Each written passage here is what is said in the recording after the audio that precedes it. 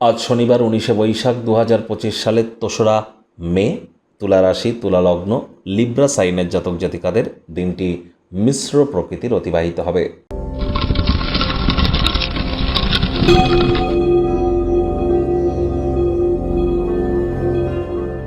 ভিডিওটির শুরুতে স্ক্রিনে আপনারা দেখতে পাচ্ছেন শনি মহারাজের বীজ মন্ত্র ওম প্রাং প্রিং প্রং স শনিশ্চরায় নমঃ।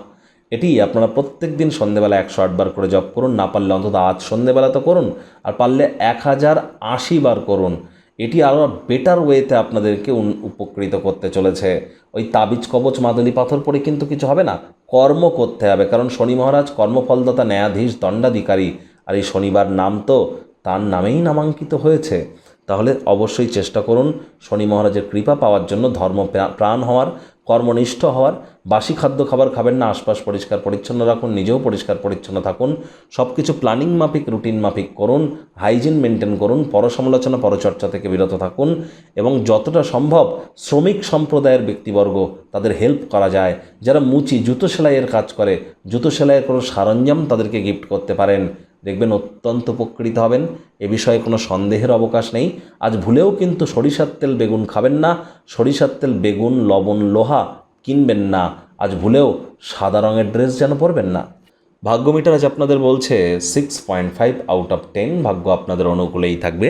তবে কর্ম এবং পরিবার, এই দুই ব্যাপারেই কিন্তু আপনাদেরকে অতিরিক্ত সাবধানতা অবলম্বন করে চলতে হবে। আজ আপনার ব্যক্তিত্ব এটি কোমল, সুগন্ধি, উজ্জ্বল ফুলের মতো প্রস্ফুটিত হতে পারে। কায়িক পরিশ্রম হলেও শরীর মনে সতেজতা এবং তরতাজাই হয়তো আপনারা অনুভব করবেন।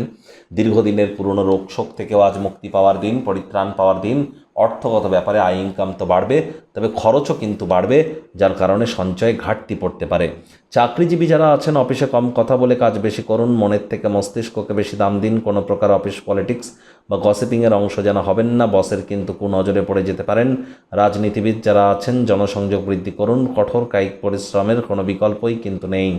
শিক্ষার্থী বিদ্যার্থীরা আজ যে কোনো প্রকার পরীক্ষা প্রতিযোগিতায় অবশ্যই সফলতা অর্জন করবেন। উচ্চশিক্ষার জন্য যারা বিদেশ যাত্রার কথা ভাবছিলেন, ভাগ্যদেবীও আজ আপনাদের পক্ষেই আছেন। সন্তান সন্ততি থেকে থাকলে তারাও তাদের কৃতিত্বের দ্বারা আপনাদেরকে গর্বিত করতে পারে। হাউস ওয়াইফদের জন্য এই দিনটি এক প্রকার বেশ। গৃহের কর্ম সম্পূর্ণ করবার পরে নিজের মর্জি মাফিক ক্রিয়াকলাপ করুন। আজ অতীতে